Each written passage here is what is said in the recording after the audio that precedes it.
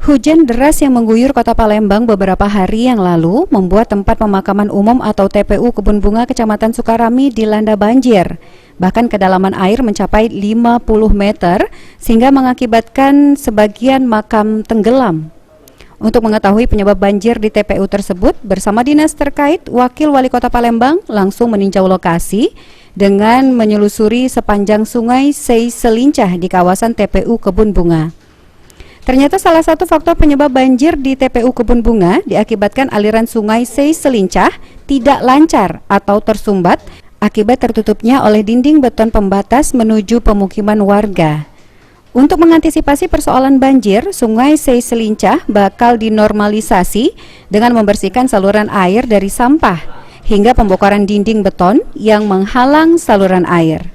Setelah kita lihat dari ujung ke ujung, ternyata kita punya kendala dinding. Itu mungkin kawan-kawan bisa lihat. Jadi sungai Selincah ini ditutup oleh dinding perbatasan dari pemukiman dengan area kuburan kebun bunga.